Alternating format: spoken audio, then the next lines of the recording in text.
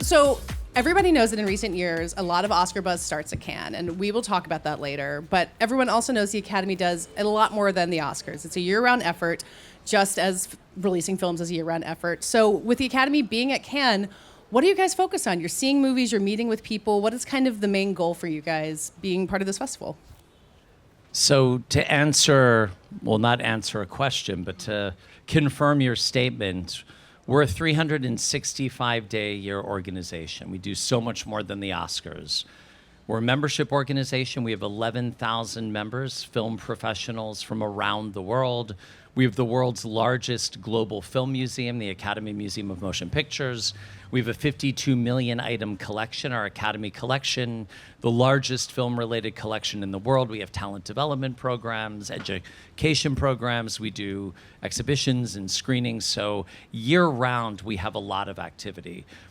We're also a global organization, and we're becoming more global in nature. So a lot of our work over the past couple of years has been focused on becoming more global, connecting with our global members, and coming to Cannes is a big part of that. I mean, we're member-led, and the members elect the governors, and they elect the people that run the organization, and so it's really important that we continue to meet our members around the world where they are, and this is a really terrific opportunity to meet members that don't live in the U.S. And we were just in London as well, and really have dialogue with our members to find out what's important to them, what are they looking at the Academy for. How do they see their membership, and having that one-on-one connection is really important in terms of making sure that global membership really means that. It really means that we are now out in the world. And I would say, we celebrate Cinema 365. We have our Governor's Awards, which is our honorary Oscars, as well as our Science and Technology Oscars. And Cannes is really a celebration of cinema. So it's important for us to be here where film is being celebrated across the board. And we also have a number of international feature selection committees that are here. This is the hub of global cinema. So to be able to connect with filmmakers, distributors, and sales agents, it's really important for them to feel the connection to the Academy so they can prepare themselves for award submissions, whether it be in the Oscars, SciTech, or our Student Academy Awards. So it's always a privilege to be in Cannes. So what are you hearing in those conversations? You're meeting with these international members. I mean, the Academy has taken itself of representing the entire international film community. It's not a small thing. So when you have these conversations, what's in everybody's mind? What do they want from you? What do they want from the film community? What have you learned? Yeah, I mean, I think there's been a lot of conversation, especially this trip, about our new International Feature Film Awards, which have been overwhelmingly positively received, and that is that came about because of many conversations with our international members about us making sure that we are knocking down some of the barriers to entry for our international filmmakers and allowing those awards to be truly filmmaker driven. And I think that so those have been a lot of the conversations about how enthusiastic our members are about those recent changes, conversations around AI rules, and how we're evolving as an industry, and how as the Academy we continue, as we always have, to evolve alongside the way that technology is evolving. And it really covers everything, and members want to know how they can be more involved and how they can be more connected to the organization. And that's a huge, part of our mission, is to make sure that our international members feel connected to the organization, that we're not just Hollywood and Los Angeles centric, that we really are everywhere now. So a lot of new rules just got announced recently, and there's just a lot of news. Conan O'Brien is coming back to host next year. There's going to be a move to a new location in a few years. YouTube is coming in a few years, and I don't want to make you pick a favorite of all the new developments that are happening. There's a casting Oscar, there's a stunts Oscar, but anything that you would single out that kind of feels like it's the most indicative of where you guys are taking the Academy, what you guys want from it, or maybe even the international part of it, or anything else that really stands out for you? Yeah, I mean, I'll say the YouTube deal, I think, signals a sea change for the Academy. Going back to our global conversation, we wanted, and by the way, we have an amazing relationship with Disney, ABC. They're incredible partners. We've been with them for years and years. But we really wanted a partner who was global in nature, could reach everybody around the world at the same time in over 30 languages. This is all part of our effort to reach more people with our show, but it's also a year-round deal. So we're creating a hub on YouTube that will include our other award shows, our museum programming. Through their Google Arts and Culture program, they will be digitizing components of our collections. So instead of just having the Oscars lead our revenue and outreach conversation, Google YouTube, is helping us create a year-round hub for everything we do at the Academy. And we're reaching a global audience. I mean, right now, more people watch the show globally outside of the US than in the US. And those numbers are growing. So this is a big untapped market for us. So very the exciting. The international ratings for the Oscars have been growing in recent years? Correct. And we tend to get them in bits and pieces because of the current deal that we have with Disney. And when we travel the world, we hear from a lot of members and filmmakers who want more access to the show and our work, and YouTube will help us with that. I also think that, audiences consume the show like everything else in a different way. And so even when we talk about ratings, we talk so much more now about engagement. And we talk about how audiences around the world engage with the Oscars, engage with the show in so many different ways. And so I think that the YouTube deal is also a real reflection of that, and where we already are as an organization, I think where the conversation around how people are interacting with the Oscars goes. And I would say, as we approach our 100th anniversary, I think that's something that's really exciting to look forward to. We all got into this industry because we love movies, and celebrating the history of the Academy is essentially celebrating the history of movie making. So as we approach our 100th, it's going to be exciting to have different events around the globe, engaging members, different film industries, as well as the hub of Los Angeles. This is where the World Cup is coming to Los Angeles, the Olympics, and it's going to be really wonderful to celebrate cinema for an entire year. I thought you were going to say your favorite news story was Conan coming back. It's all in it, and it's Conan too. Yes. You were happy about that, yes? Of course, everyone's happy about that. I mean, he's the best. I know that. I mean, hosting the Oscars is obviously a hard job. He clearly is so happy to do it. Was it easier to ask him to come back a third time than the second time because he knew he could follow it up? Yeah, I mean, it's been such a joy working with him and his team, Mike Sweeney, Jeff Ross. It feels like a family. And Raj and Katey are producers, so we're keeping the band together for a third year, and I think they all love it. Feels that way. I mean, there's something, back to the Oscars themselves, a lot of times you'll get different producers every year, Lynette, you know how that goes. And the consistency you've been able to have, there's been a lot of changes, all these new things we're announcing, but is there something about having the same people do it every year that gets you that institutional knowledge? I'll let Lynette take that question. Yes. She's been on all sides of this You really story. have. On all sides of this. Yeah, I mean, one of the reasons I joined the board was because when I was invited by the Academy to produce the show in 2020, it was such a remarkable experience for me. And I also had no idea what I was doing because I didn't come from live television, and I sort of learned as I was going, and we had amazing support team on the ground. There's so many people that work on the show that have been there for a long time. And so that was a fantastic support system. But in doing that, I felt like Stephanie and I felt like when we got to the end of the show, we just figured out how to do it.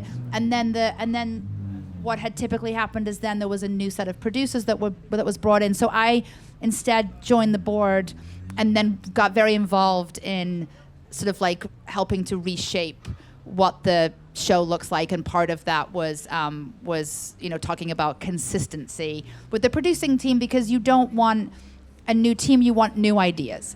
And you get new ideas when you have a team that understands how it works, and then you can innovate and do something that's fresh. And that also applies to Conan. The two shows that he did were very different, and we feel very confident that will be the same because they understand the format, they understand where the potholes are, and they understand where the opportunities are, both Conan, his team, and our producing team. And so you don't have to, you sort of get all of that out of the way, and then you can just start with innovation, fresh ideas. And what the show is always about is the movies of the year. And that is what defines the show every year, is what films are in the zeitgeist and what films get nominated. And it's a great combination of a team that loves cinema, they're film fans, but they know how to produce live television. And it's really tricky to find that combination. And I think we have. So sitting here at Cannes, they're seeing a lot of international films. We're talking about the International Academy, and you have these new international awards, which I'll throw to you, Meredith, which I think when you get into Oscar rules, it can get really complicated really fast. And you guys know why, because the minute that you change something, there's this domino effect of all these other things. And the international film category has been challenging for such a long time, but you guys have made some pretty huge changes this year that changes not just who gets the award, but who can be nominated for the award. Why did it need to change, and what will be different now that that rule has changed?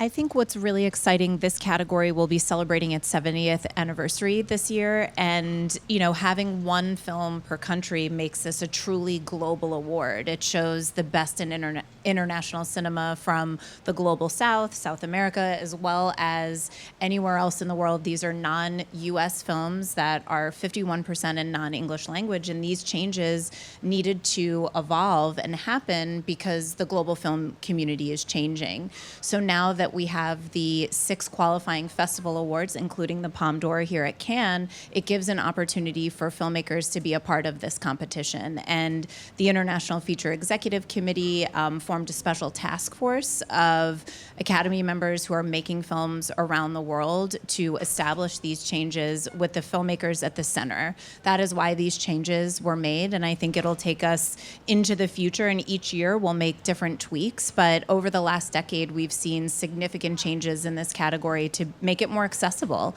and truly reflect the global cinema that's happening here and now, and hopefully preventing some omissions. But it's never perfect. I mean, there's only 5. Never so. perfect. Yes, never perfect. I mean, I think we all remember Bong Joon-ho talking about the 2-inch barrier of subtitles. I think in one of his Oscar speeches, actually, the Parasite year, and then also, the moment when Parasite wins Best Picture, and it feels like that barrier disappeared. That's 6 years since then. What have you seen since then in terms of not just what gets nominated at the Oscars, what audiences are seeing, what people are seeking out? Like, is that barrier really going away completely? Oh, I think so, not just on the awards side, but with consumers as well. Last year, every single category had international representation. First time ever, right? First time ever. 18 of the categories had at least one international film, and the others had international artists who had worked on U.S. films. That's significant. Yeah. And we've been moving in that direction for many years. So Parasite was a milestone, and that work has continued. It's interesting. I also think even just the way that audiences are consuming movies now, I mean, my kids love to watch English language films with subtitles on. And so I feel like a lot of audiences actually, they have the subtitles now, and which is conditioning that then when you watch an international film, it doesn't feel that unusual to be reading. And I think that that's just a change in our culture. And the way that our audiences in the U.S. are watching movies. And I would add that our members are watching films with a different lens. So as Bill mentioned, there's 24 Oscars, soon to be 25 with stunts, but we're seeing multiple non-English language films recognized in our shortlist process, as well as our craft categories that you see films like Godzilla -1, Surat, that was at Cannes last year, being nominated in sound, that I think our members are seeing that a film is a film is a film, and it doesn't matter where it was made or the language, you're awarding the craft. And it's really wonderful to see that growth in the representation over the last decade.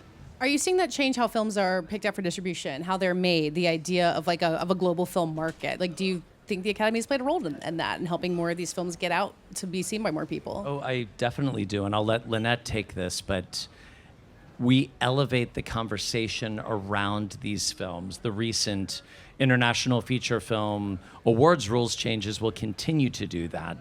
That's good for the entire global ecosystem. So through our awards work, we're drawing attention to important films, and the public pays attention to that. I think we are helping. Yeah, and I think that in general, again, the film industry is also a reflection of the way that society is connected to each other now. And I grew up in the UK, and I didn't feel connected to the US except through movies, but I didn't feel connected to anywhere else. But now I think just because of technology and the way that we communicate and how small the world has gotten, I think our industry is a reflection of that, that we are a reflection of that, and it is all part of the same ecosystem. And that has changed so rapidly in the last 5 years. And I think you see it in, we have our animated feature category. We have over 35 submissions. Around 50% each year are produced outside of the U.S. Our documentary feature category has become more and more international, with films being made around the globe. We award 3 short film categories that are also significantly international. And I think taking that lens that storytelling is not just live action narrative, this is how you have to do it. You can tell a story with animation or cinema verite, and you're seeing that filmmakers are going into different mediums, and it's amazing to see that representation across all disciplines. This all kind of leads back to a question that I get asked a lot, and I assume you guys do too, and I always have my answer for it, and I want to hear yours. Why do the Oscars matter? What is the thing about them? They're almost 100 years old. To me, they matter as much as they ever have. Why do they matter as much as they ever have to you guys? You want to take that first? Meredith oversees our awards rules. We call her Wiki Meredith. She knows everything. This is a good question for you. I believe that the Oscars matter because art matters. That's my core belief, that art matters. It gives a platform for artists to tell their stories and to connect with audiences. So the reason that people love the Oscars is because they're celebrating an artist win. So it could be a sound designer, it could be a cinematographer. Everyone saw the historic win this year with Autumn winning for Sinners, and that film was beloved. It broke so many barriers. It was groundbreaking in every sense of the word, and I think that art matters, and that's why the Oscars matter to audiences. I also think that movies connect people, movies educate. There's an empathy and specificity of storytelling, and we put a spotlight on so many of those movies during the process of Oscar season, and all the events and everything that happens around that, and I also feel like, especially living in the time that we're living in, hope is a motivator. I think hope and joy inspires people, and I think that celebrating great artists and filmmakers who are making really essential work, and whether that's movies that are purely entertainment or movies that are very bold and risky and daring, and in many cases, especially this past year, dangerous in the way that the filmmakers had to put themselves in harm's way to tell those essential stories.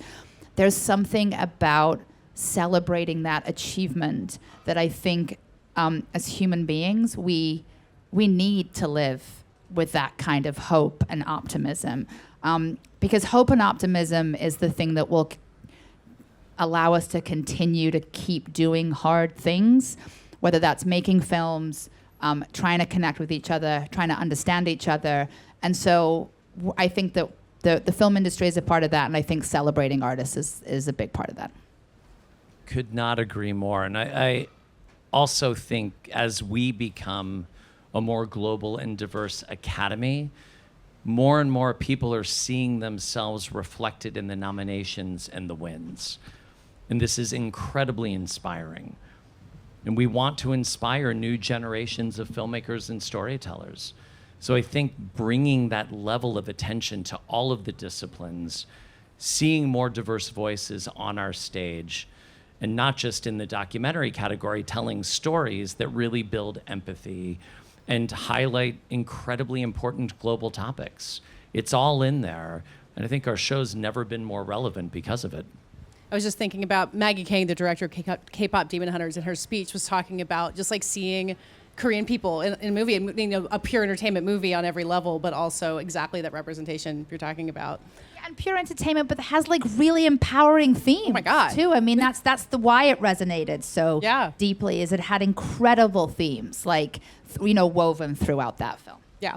I mean, you guys are not allowed to play favorites about who wins, but do you have a favorite moment from this past year's Oscars? Just Autumn for me, no question. Conan's opener, the weapons video. That's non-controversial to say.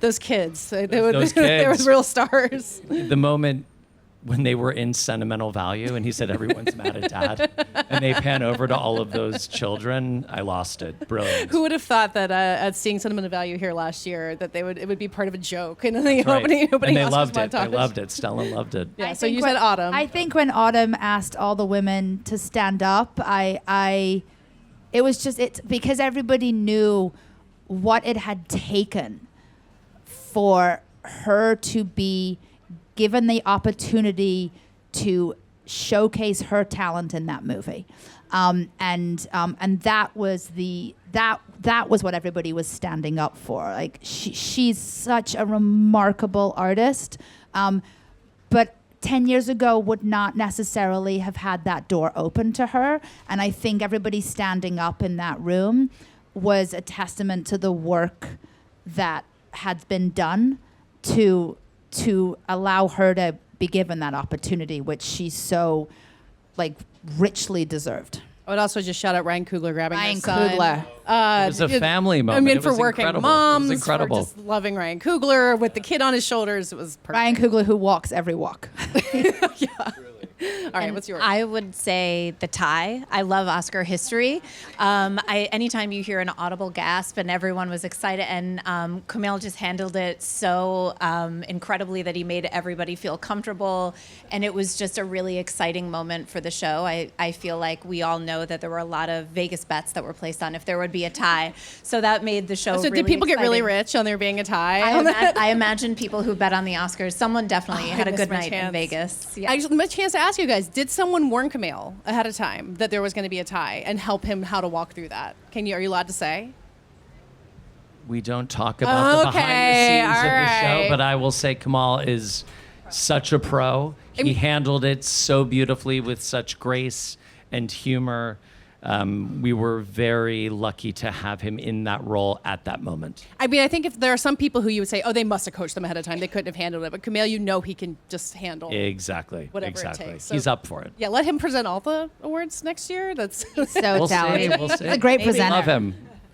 okay. So the 100th Oscars are coming up. Obviously, you're not going to start talking about what they're going to be ahead of time. I would like to pitch the same thing as happened at the 75th Oscars with the reunion, with everyone sitting on stage. I know the real Oscar nerds know that, but in the broadly hopeful terms, what should we hope for from the 100th Oscars? Or what do you guys hope for as you start to figure out what it should look like? I think you'll see a slightly different show for the 100th. It's a milestone moment for the organization. We'll be adding stunts to the mix. Not live on stage, or maybe also live on stage. We'll see. Don't count it we'll out. See. Don't we'll count see. it out. So there's a lot that we're thinking about, and we're actually starting the planning of this summer. So we're getting way ahead of the 100th, and more details as they become available. But, I know reunions will be on the table. They always are. But I mean, Good monthly it's a one. mixture of nostalgia and then a nod to where we're going to go. And I think the show will be a combination of those two things. And it's a really beautiful opportunity to do that, is to celebrate who we have been and who we are going to be. And I'm very much looking forward to the accessibility part of it. More and more people are watching the show. And as we approach the 100th, I want to see more communities engage with the Oscars. And we do so much to ensure that everyone is able to feel connected. And that's what I'm really looking forward to, just making the show as accessible as possible. Last question for you guys. I'm sorry it's kind of a big one, and there's probably a bunch of answers to this, but the Oscars are a huge organization, and you guys have to hear a lot of people make a lot of assumption about they snubbed this thing, or the Oscars don't like this thing. What's kind of one thing that you wish people understood better about how the Academy works and what is actually happening that we make assumptions about? I think that I wish people understood that it's member-led, that the Academy, the voting membership is 11,000 global members, and that the makeup of that membership has changed significantly, especially in the last 5 years with our efforts to be more global. And so when you see the nominations reflected and people say, the Academy, what they're really saying is 11,000 working members of the film community across all disciplines. And I think sometimes it can feel like it's like 10 people in a room making decisions, when really it's not that. And I think that that's really worth remembering, how engaged our membership is in the voting process and watching movies and talking about movies, and that the Oscars exists as a way to continue conversations about movies, and especially in a time when we're all, everybody's attention spans are so much shorter and we're fighting for people's attention, that I think awards season gives many, many movies, not just the ones that make it into sort of the top 5/10, but all the movies leading up to that. It keeps conversation going around cinema and around filmmaking and around filmmakers, and I think that that's really important. The amount of people I know who saw Sinners for the first time in February of this year, like almost a full year after it came out, it was remarkable, and that's exactly that. That's great. Yeah, that's great. I mean, and I'll say something slightly wonkier, but I would love for people to know that we're a nonprofit arts and culture organization, member-led. But as we work hard to diversify our membership and globalize the organization, we're also working very hard to diversify our base of support through corporate partnerships, individual giving, our deal with YouTube. We're trying to set up the Academy so it will survive and thrive for the next 100 years. And we've done a lot of work on that in the last 4 years. Our endowment has grown substantially, and we are really thinking about how we're bringing in external partners and communities to be a part of this conversation in a very deep way. And it's been great over the last couple of years. And that will continue. You want the last word? I would say that I want people to know that we support the next generation of filmmakers. We have a suite of global talent development programs, from our Student Academy Awards, our Nickel Fellowship in Screenwriting, our Gold Fellowship for Women in partnership with Chanel, as well as our Gold Rising program, where it connects Academy members with emerging filmmakers. And that relationship is a transfer of knowledge. It's two generations coming together around the same shared love of movies. And so many people think that it's a red carpet every day for us, and I'm like, it is not glamorous. As we are an arts nonprofit, we're a membership organization, but we're also bringing the next generation of filmmakers with us into this beautiful, crazy industry. So I would love for people to know more about that exceptional work. Well, Brava. Thank you guys for being here. I know we cannot wait to see what crazy getup you put Conan into, or Conan puts himself into next year. It's hard to beat Aunt Gladys, but we know he'll try.